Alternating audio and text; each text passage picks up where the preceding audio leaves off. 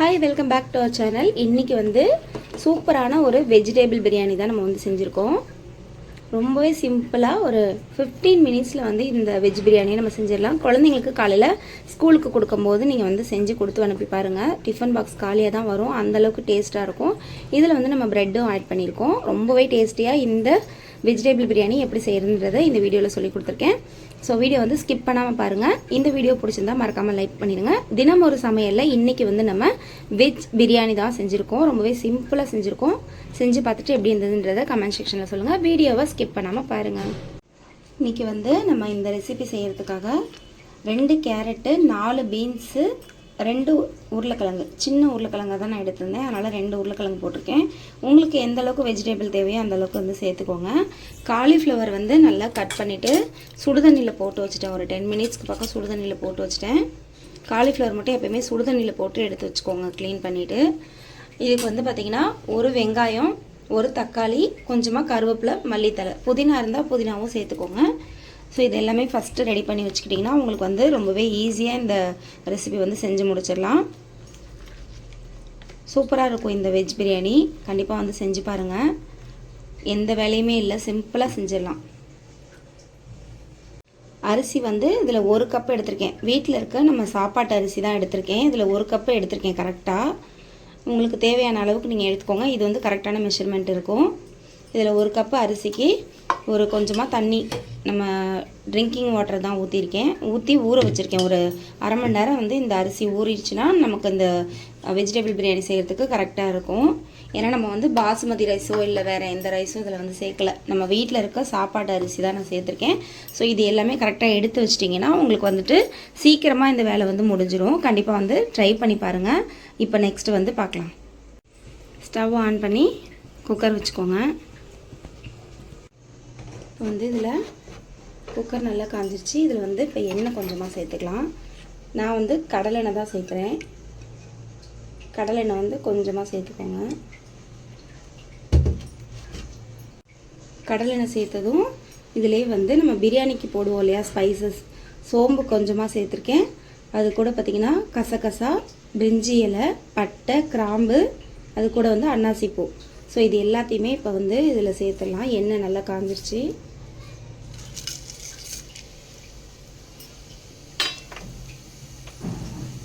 இப்போ நல்லா வந்து இது பொரிய விட்டுருங்க. இப்போ வந்து நல்லா பொரிஞ்சிருச்சு. இப்போ வந்து நம்ம வெங்காயத்தை ஆட் பண்ணிக்கலாம்.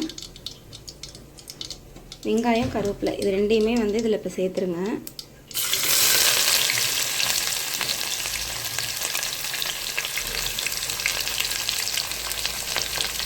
வெங்காயமும் கருவேப்பிலையும் சேர்த்து நல்லா வதக்கி விட்டுருங்க.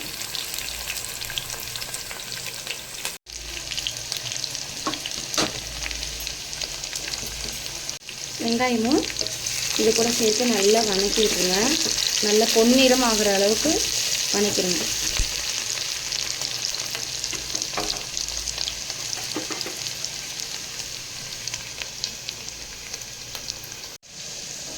இந்த ரெசிபிக்கு தேவையான உப்பு வந்து நான் இந்த ஸ்டேஜ்லேயே சேர்த்துறேன். ஒரே தடவை சேர்த்துக்கிறேன். பாதி பாதியாக பிரிச்சுலாம் போட தேவையில்லை. ஒரே டைமே நீங்கள் வந்து உப்பு சேர்த்துக்கோங்க. உப்பு வந்து அளவாக சேர்த்துக்கோங்க.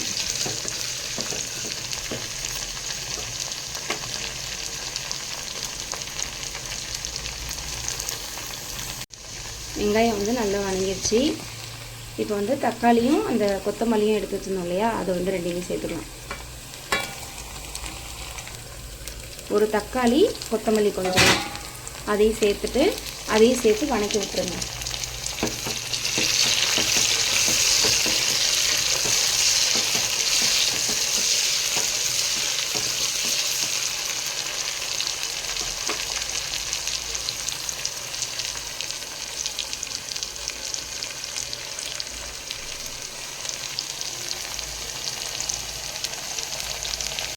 இப்போ வந்து இந்த வெஜிடபிள் எல்லாத்தையுமே நம்ம தண்ணியை வடிச்சிட்டு எடுத்து வச்சுக்கலாம்.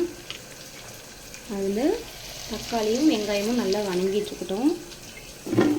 சிம்மில் வச்சுக்கோங்க. அப்போ சிம்மில் வச்சிட்டிங்கன்னா உங்களுக்கு வந்து நல்லா வதங்கிடும். அது இல்லைனா வந்து அடி பிடிக்கும். அதனால் சிம்மில் வச்சு எப்பயுமே தக்காளி வெங்காயத்தை வதக்குங்க. அப்போ தான் வந்து நல்லா வதங்கி வரும்.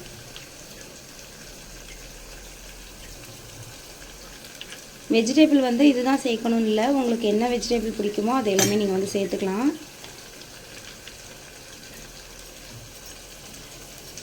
இது கூடவே வந்து காலிஃப்ளவரையும் நம்ம சேர்த்துக்கலாம். காலிஃப்ளவர்லாம் எப்பவுமே சுடுதண்ணில் போட்டு வாஷ் பண்ணிடுங்க.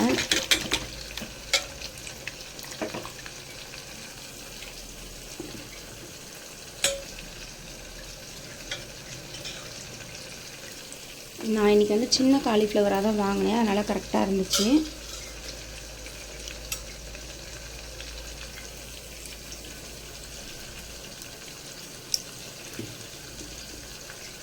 ஸோ இப்போ இந்த காய்கறி எல்லாத்தையுமே இதில் ஆட் பண்ணிக்கலாம்.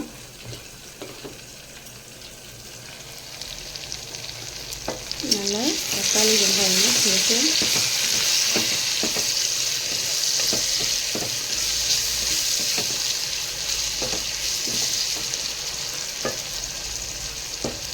இதில் வந்து இஞ்சி பூண்டு பேஸ்ட்லாம் சேர்க்க தேவையில்ல. இஞ்சி பூண்டு பேஸ்ட்டு வந்து சேர்த்து நம்ம செஞ்சோம் அப்படின்னா அது வேறு மாதிரி டேஸ்ட் இருக்கும். இதில் வந்து இந்த மாதிரி ஒரு டைம் நீங்கள் செஞ்சு பாருங்கள், இஞ்சி பூண்டு பேஸ்ட்லாம் சேர்க்காம செஞ்சு பாருங்கள், அது ரொம்பவே டேஸ்ட் நல்லாயிருக்கும். தக்காளி வெங்காயமும் இந்த அளவுக்கு வந்து வணங்கி வரணும். இப்போ வந்து இந்த ரெசிபிக்கு நான் என்ன எடுத்திருக்கேன்னு பார்த்தீங்கன்னா, மட்டன் மசாலா வந்து கொஞ்சமாக எடுத்திருக்கேன், 2 ஸ்பூன் அளவுக்கு எடுத்திருக்கேன். கறி மசாலா தூள், இது வந்து கறி மசாலா தூள், இது வந்து பார்த்திங்கன்னா 1 ஸ்பூன் எடுத்திருக்கேன். மஞ்சத்தூள் வந்து கொஞ்சமாக எடுத்திருக்கேன். ஸோ இது வந்து கரெக்டாக இருக்கும். நம்ம வந்து 1 கப் ரைஸ் தான் சேர்த்துருக்கோம். அந்த ரைஸுக்கும் இந்த காய்கறிக்கும் இந்த மசாலா அளவு வந்து கரெக்டாக இருக்கும். ரொம்ப காரம் இல்லாமல் இருக்கும். நம்ம வந்து குழந்தைங்களுக்கு டிஃபன் பாக்ஸுக்கு கொடுத்து விடுறதுனால காரம் அதிகமாக செய்யாமல் இந்த மாதிரி மீடியமாக செஞ்சு பாருங்கள், குழந்தைங்களுக்கும் ரொம்ப பிடிக்கும். அதை வந்து இந்த தக்காளி வெங்காயத்தில் இந்த எண்ணெயிலே வந்து சேர்த்து வணக்கி விட்டுருங்க. அப்போ தான் வந்து பச்சை வாசனை போகும். இந்த மசாலா சேர்த்து ஒரு 2 நிமிஷம் ஆகட்டும். ஒரு 10 to 30 செகண்ட் நீங்கள் வந்து வணக்குனீங்கன்னா போதும். ஒரு 30 செகண்ட் வந்து வணக்கி விட்டோம்னா போதும். அந்த மசாலாவோட பச்சை வாசனை போயிடும். இப்போ வந்து நம்ம எடுத்து வச்சுருக்க அந்த வெஜிடபிள் இதில் ஆட் பண்ணிக்கலாம்.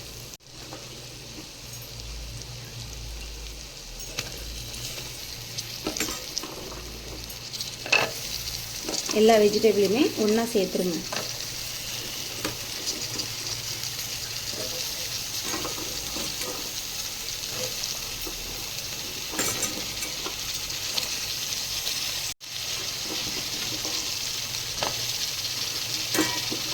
குழந்தைங்களுக்கு வந்து இந்த மாதிரி டேஸ்ட்டில் நீங்கள் வெஜிடபிள்லாம் நிறைய போட்டு செஞ்சு கொடுக்கும்போது சாப்பிட்டுக்குவாங்க.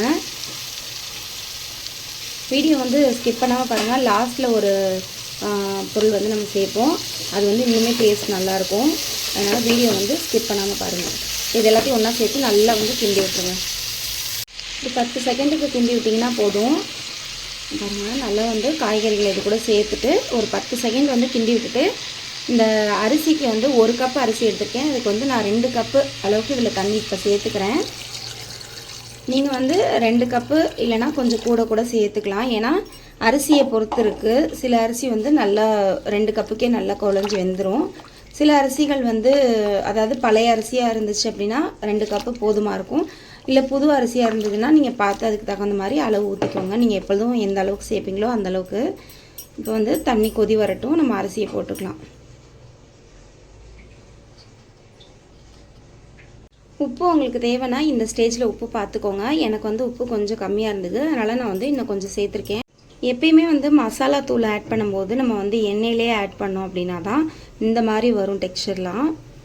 நீங்கள் வந்து காய்கறிகளை போட்டுட்டு அதுக்கப்புறமா நீங்கள் மசாலா தூள் போட்டிங்க அப்படின்னா இந்த அளவுக்கு டெக்ஸ்சர் வராது. ஸோ அதனால் எப்பயுமே எண்ணெயில் வந்து மசாலாவை போட்டு வணக்கிடுங்க. அப்போ தான் பச்சை வாசனையும் போகும், நம்மளுக்கு டெக்ஸ்சர். நம்ம ஊற வச்சுருக்க அரிசியில் இருக்க தண்ணியை வந்து நல்லா களைஞ்சிட்டு தண்ணியை வந்து வடிச்சிருங்க.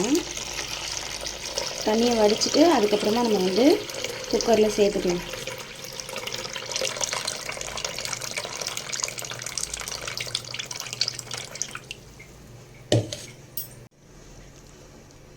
தண்ணியை வந்து நல்லா சுத்தமாக வடிச்சிருங்க. தண்ணியை நல்லா சுத்தமாக வடிச்சிட்டு இப்போ வந்து நம்ம குக்கரில் சேர்த்துக்கலாம். நல்லா வந்து நுர கட்டிகிட்ருக்கு.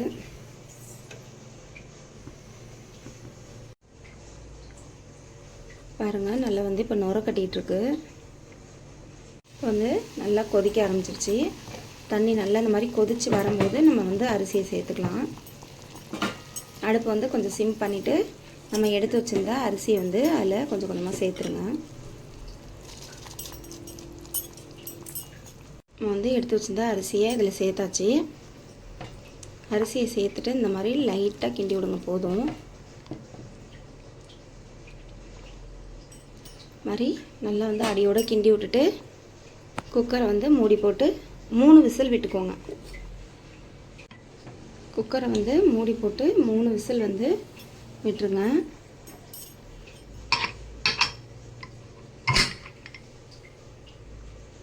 மூணு விசிலுக்கு அப்புறமா ப்ரெஷர் அதுவாகவே இறங்கட்டும். நீங்கள் எடுத்து விட வேணாம். 3 விசில் வந்ததுன்னா ஸ்டவ் ஆஃப் பண்ணிட்டு குக்கரை தூக்கி தனியாக வச்சுருங்க. ப்ரெஷர் வந்து இறங்கட்டும்.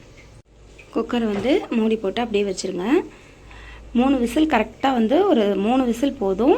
அது வரைக்கும் நம்ம வந்து ப்ரெட்டு வந்து கட் பண்ணிக்கலாம். குக்கர் வந்து விசில் வரத்துக்குள்ளே நம்ம ப்ரெட்டை வந்து நல்லா கட் பண்ணிக்கலாம். ப்ரெட்டு வந்து இந்த மாதிரி பாதி பாதியாக நான் கட் பண்ணி வச்சுருக்கேன். அதாவது நம்ம டீ சாப்பிட்ற ரஸ்க்கு சைஸுக்கு இருந்தால் போதும். இப்போ வந்து இதை நம்ம ரோஸ்ட் பண்ணுவோம். ரோஸ்ட் பண்ணோம்னா வந்து இன்னும் கொஞ்சம் சின்னதாகிடும். இது வந்து கரெக்டாக இருக்கும்.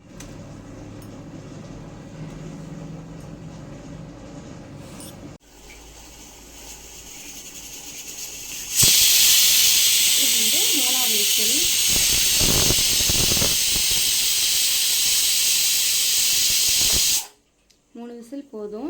வந்து குக்கரை தனியாக எடுத்து இந்த இடத்துல மாற்றிட்டு இந்த இடத்துல வந்து ஒரு பேன் எடுத்து வச்சிடலாம். வந்து பேன் நல்லா காஞ்சதுக்கப்புறம் நெய் வந்து கொஞ்சமாக சேர்த்துக்கோங்க. நெய் இருந்தால் நெய் சேர்த்துக்கோங்க. அப்படி இல்லைன்னா கடலை நெய் சேர்த்துக்கோங்க. கொஞ்சமாக சேர்த்தா போதும். பேன் நல்லா சூடாயிடுச்சு. நான் வந்து கொஞ்சமாக கடலை சேர்த்துருக்கேன். இந்த எண்ணெய் போதும். ஒரு 2 to 3 ஸ்பூன் வரைக்கும் நீங்கள் ஊற்றினா போதும். பேன் வந்து நல்லா காஞ்சிருச்சு. இப்போது ஒரு 2 ஸ்பூன் இல்லைனா 3 ஸ்பூன் கூட நீங்கள் வந்து நெய்யோ இல்லைனா கடலெண்ணெய் சேர்த்துக்கோங்க. இப்போ வந்து நம்ம இங்கே எடுத்து வச்சுருக்க ப்ரெட் பீசஸ் வந்து அதில் ஒன்று ஒன்றா சேர்த்துடலாம்.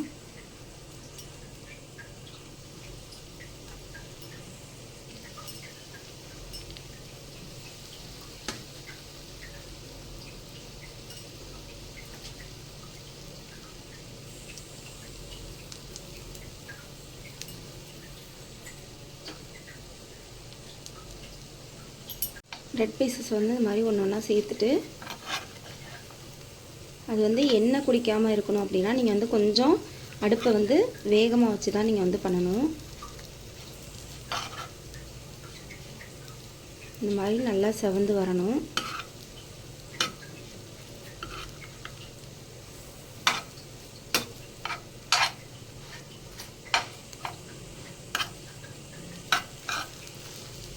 ப்ரெட்டு வந்து இந்தளவுக்கு வந்து ரோஸ்ட் ஆனால் போதும். எடுத்து அதே பிளேட்டில் வச்சுருங்க. நம்ம வந்து இப்போ அடுத்த ரவுண்டு ப்ரெட்டு வந்து நம்ம போட போகிறோம். கொஞ்சம் நல்லா வந்து ரோஸ்ட் பண்ணிக்கோங்க. அதாவது ரொம்ப தீஞ்சு போயிடக்கூடாது. இந்த மாதிரி வச்சு ரோஸ்ட் பண்ணிங்கன்னா உங்களுக்கு வந்து டேஸ்ட் நல்லாயிருக்கும் பிரியாணியில் சேர்த்ததுக்கப்புறம்.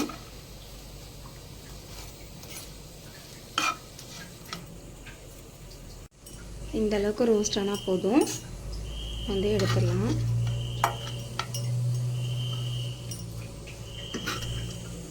அடுத்தது வந்து ஒரு 2 டேபிள் ஸ்பூன் எண்ணெய் ஊற்றிட்டு மீதி இருக்க ப்ரெட்டையும் வந்து நம்ம அதிலே போட்டு எடுத்துக்கலாம்.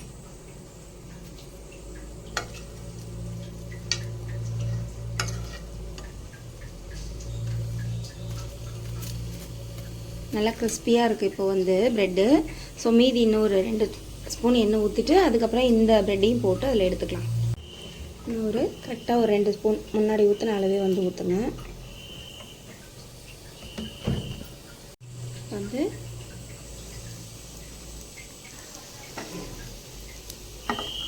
எண்ணெய் வந்து எல்லா சைடும் போகிற மாதிரி ஸ்ப்ரெட் பண்ணி விட்டுருங்க.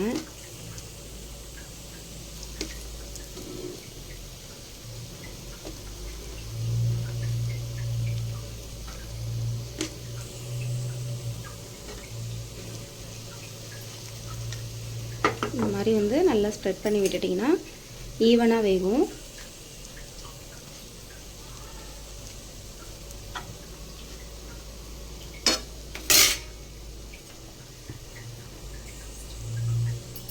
இது மாதிரி ஒன் சைடு வந்து நல்லா ரோஸ்ட் ஆனதுக்கப்புறம் இன்னொரு சைடு வந்து திருப்பி விட்டு நல்லா ரோஸ்ட் பண்ணிக்கோங்க.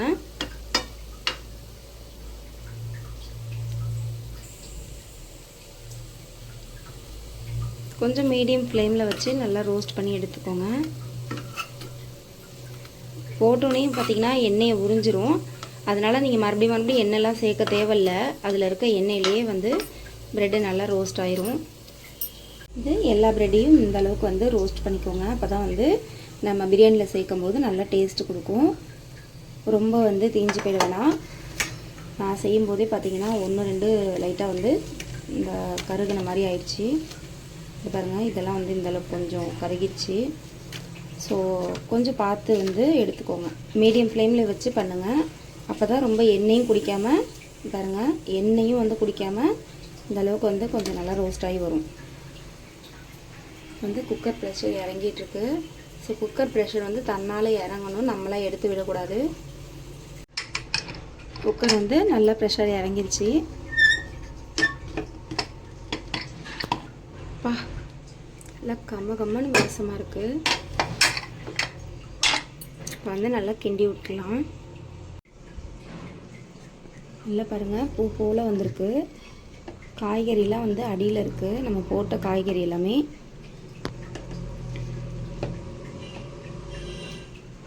சூப்பராக வந்திருக்கு.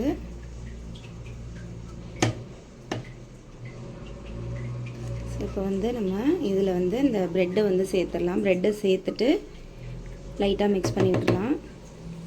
சாதம் பாருங்கள், குலையவும் இல்லை, அதே மாதிரி நல்லா வந்து பொலன்னு வந்திருக்கு. நம்ம வீட்டில் அரிசி, சாப்பாட்டு அரிசியில் தான் வந்து செஞ்சுருக்கோம். நம்ம வந்து பிரியாணி ரைஸோ இல்லை வேறு எதுவுமே வந்து இதில் சேர்க்கல. சூப்பராக வந்திருக்கு பாருங்கள். எனக்கு வந்து சின்ன குக்கரில் செஞ்சதுனால பாத்திரம் வந்து கிண்டுற அளவுக்கு பத்தலை. அதனால் நான் வந்து இந்த சாதத்தை வந்து அப்படியே ஒரு பாத்திரத்துக்கு மாற்றிக்கிறேன். பாருங்கள், அடியெலாம் பிடிக்கவே இல்லை, அந்தளவுக்கு நீட்டாக வந்திருக்கு. இப்போ வந்து பாருங்கள், கரெக்டாக இருக்குது. இந்த குக்கரில் வந்து என்னால் கிண்ட முடியல, ஏன்னா ஃபுல்லாக இருந்ததுனால கிண்ட முடியல. ஸோ அதனால் இந்த பாத்திரத்துக்குள்ளே மாற்றிட்டேன். இப்போ வந்து இதில் இந்த ப்ரெட்டு வந்து சேர்த்துக்கலாம்.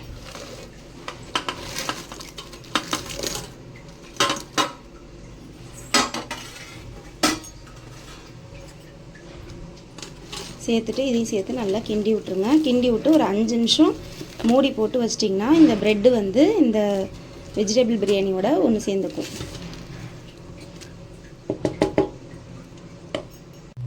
சூப்பராக வந்து ரெடி ஆயிடுச்சு.